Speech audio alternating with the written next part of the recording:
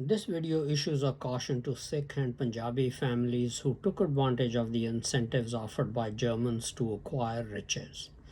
Hello friends, this is Unmasked Truth with Harmanjeet Saini, where I provide unique analysis of world events based on the unmasked truth that after surrender, Germany continued World War II clandestinely and became a killing machine. I also provide true news that you will find nowhere else. Citizens of every nation must understand one very fundamental principle. A nation becomes great only when its citizens follow the rule of law and violators of the law are brought to justice. If Punjabis and Sikhs in India want to become a great people, they must follow the rule of law and bring criminals to justice. And seeking revenge for a family member or friend who has been brought to justice for his crime is a way that is contrary to the rule of law and can only hold the nation back from becoming great. I am now going to ask Punjabis, particularly Sikhs, some important questions that require making some judgments. First question.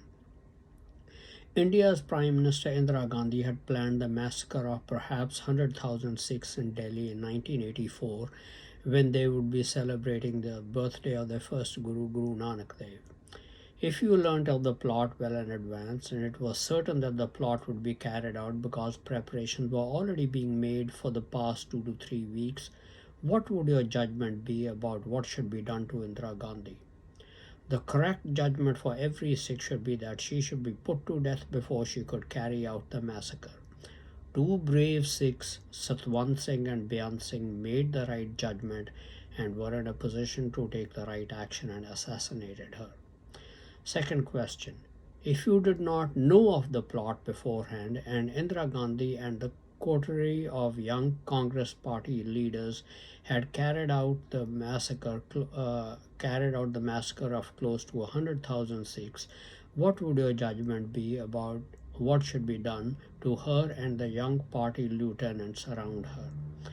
Once the massacre is carried out, the right judgment is that she and all those who planned and orchestrated the massacre and those who carried it out should be put to death.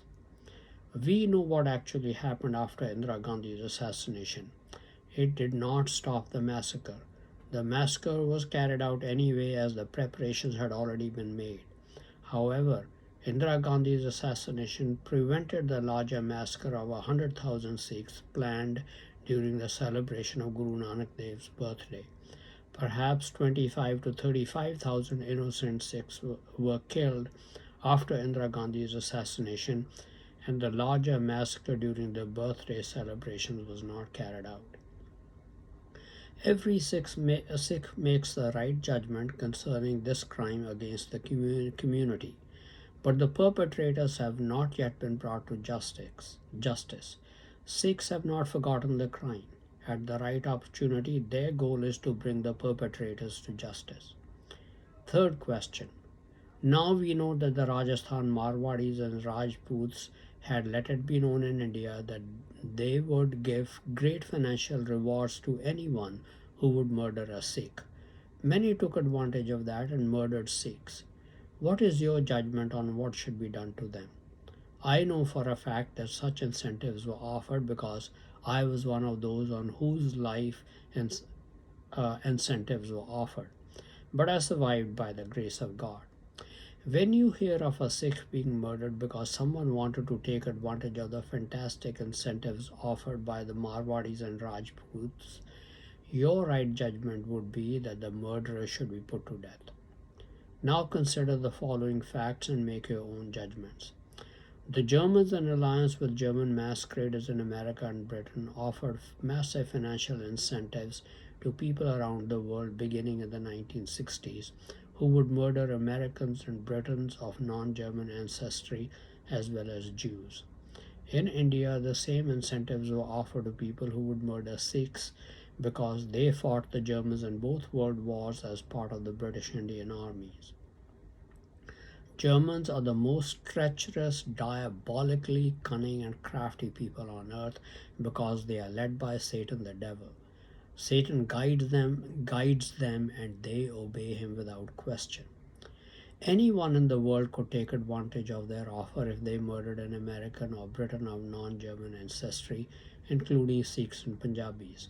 But the Sikhs did not realize that financial incentives were also offered to people who would murder Sikhs. The financial incentives offered were help in making their businesses successful, getting jobs, and help with promotions throughout their career, gaining admission to American, Canadian, and British universities with scholarships, and jobs and promotions after that throughout life.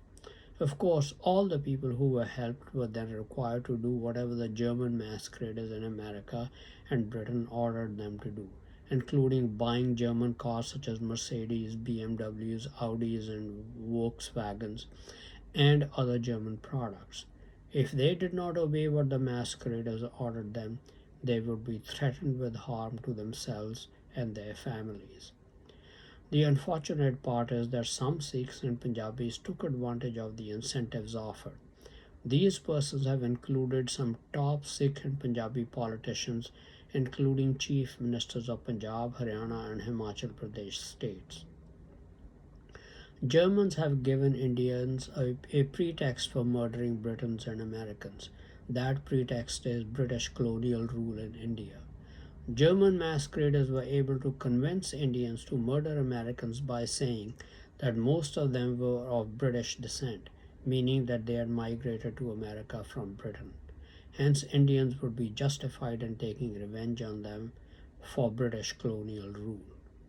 As I said, many Sikhs, perhaps in the thousands, have taken advantage of these incentives and murdered an American or Briton of non German ancestry. These Sikhs justified such murders in their minds as taking revenge on the British for colonial rule, but that is not the real reason they carried out the murders. They carried out their dastardly deeds because of the massive financial incentives offered by the Germans and German masqueraders. In America, the whole scheme was headed by Charlie Munger, aided by Warren Buffett.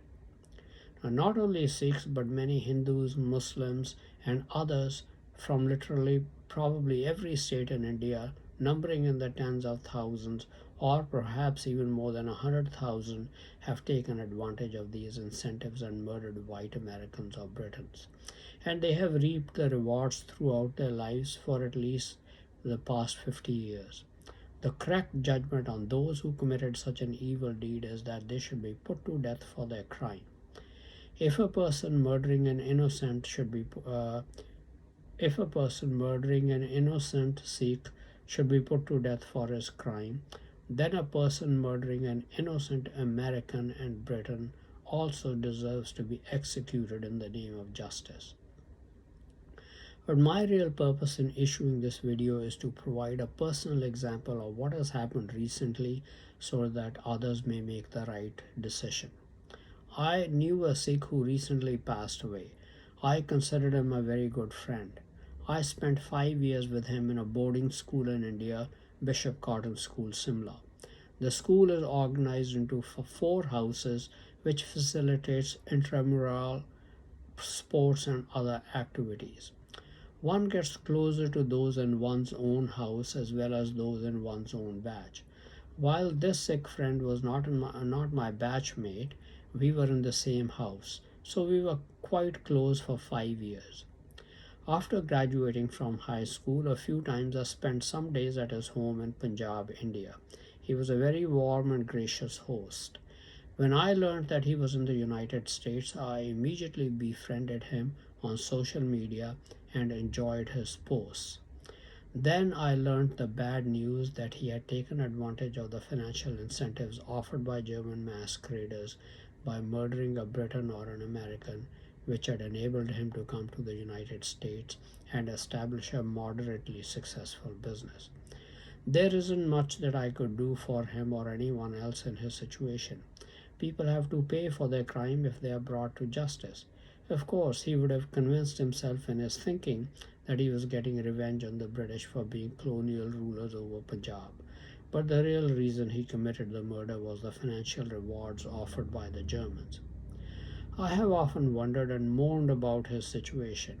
I have wished that he had not committed such a deed. Of course, once he had committed the crime and accepted the financial rewards, his life from that point forward was controlled by the masqueraders. He was forced to buy Mercedes cars and other German products. An unfortunate part of my life is that demons broadcast my thoughts to everybody on earth, whoever wants to listen to them. When I am thinking about somebody in particular, I believe that person is forced to listen to what the demons are broadcasting about him, uh, about my thoughts about him. But a piece of caution here. Sometimes the demons distort my thoughts or color them by adding their own descriptions, and at other times add outright lies before broadcasting them. So, whenever I was thinking about what this friend had done and the judgment for such an evil deed, he would have known about it. The process had gone on for at least the past 8 to 10 years. Since German masqueraders through blackmail control the lives of those who have taken advantage of their incentives, they must have constantly urged him to put an end to my life, since I am passing judgment on actions he had committed. The unfortunate part I have to report is that this friend gave in to such coaxing and pressure from masqueraders as well as his own reasoning and made the decision to try and murder me. Perhaps his reasoning was that if he can get me out of the way, then he could escape justice for his crime committed perhaps 40 years ago. One should assume that all electronic communication can be hacked. This friend must have been on the verge of carrying out his crime of murdering me, which was discovered. The United States government decided to take preemptive action. His family and friends reported that he collapsed in a gym and passed away. But the truth is that he was put to death because he was planning to carry out his scheme to take away my life. There is nothing I could have done to save him from justice for the original crime he had committed. He and others have to pay for the crimes they have committed, but he had to be stopped before he could carry out another murder. Who knows if he would have escaped justice for his original crime, because the number of people who have committed such crime runs perhaps in the tens of millions worldwide. Perhaps one could think there may have been safety in numbers, but we will never know. I am fully in agreement with the United States government's decision to take away his life for his original crime committed around 40 years ago, rather than wait for him to commit another murder. I have no doubt that my friend was threatened with his own life and the lives of all his children, and then their children, meaning his grandchildren, if he did not act to murder me. He succumbed to the pressure. But let this be a warning to many thousands of Sikhs and others in a similar position. Many of them are living in the United States and Canada with their families. They too are going to be threatened with dire consequences if they do not act to murder me. Just as my friend was put to death as a preemptive move, I warn Sikhs, Punjabis, and others in the United States and Canada that if they succumb to the threats and pressure and contemplate murdering me, they are almost certain to be put to death as a preemptive move. I am just an ordinary citizen in the United States, but that is the difference between the United States and other Western countries and India. In the United States, the government will act to prevent crimes. The authorities let most of the crimes happen in countries like India in contrast. I would also like to state a Bible based principle of justice. God states in Deuteronomy 24, verse 16, "The fathers shall not be put to death for their children, neither shall the children be put to death for their fathers. Every man shall be put to death for his own sin." Judgment on those who have committed the crime related to taking financial incentives from Germans will be rendered based on this principle. Only those who have committed the murder will pay for the crime. Their children, spouses, and other relatives will not suffer any harm. However, if family and friends decide to take revenge on those who brought their family member to justice and contemplate murder, then all the conspirators will pay collectively. So, my counsel to my friend's family and his friends is that they have to accept that my friend paid with his life for the crime he committed more than 40 years ago, and the additional crime he was contemplating committing, whether through threats or other forms of coercion. They will not be harmed. Remember, my friend paid for the crime he committed. But if you too contemplate committing a crime, you too will be brought to justice and preemptively. You will likely lose your life before you actually get the opportunity to commit your crime. In this regard, an example comes to mind. I know that there are Sikhs living in Canada who have taken incentives from German masqueraders by meeting their qualification, because I see them writing positively about the semi-literate murderer named Jarnail Singh Bhindranwale. He was being manipulated by top Sikh politicians in Punjab. Such sport went to his head and he committed crimes for which he paid with his life. Germans' goal is to divide Sikhs and have them fight and destroy each other. So they must be threatening Sikhs in Canada, United States, and Britain to write positive things about Bhindranwale so that others will be aroused and inflamed to fight in his name and kill more Sikhs and Punjabis. A particular top Sikh politician has been trying to arouse Bhindranwale's wife and sons to take up arms. His wife, Bhindranwale's wife, was calling at, asking people to go for martyrdom. I would like to counsel Bhindranwale's family to give up such violence and live peacefully. Their father or spouse was killed for the crimes he had committed. He was not an innocent person put to death. So please stop advocating violence. Nobody will take vengeance on you for the crimes he committed. But if you resort to murder in retaliation or seek vengeance because he lost his life, you will certainly come to harm. I brought up the issue of Indira Gandhi's crime of murdering Sikhs for a purpose. There is a top Punjabi politician who has orchestrated the murder of perhaps thousands of Sikh and other Punjabi youth who expressed any kind of opposition against to his rule. He got into the habit of eliminating anybody who merely expressed anything negative about his rule.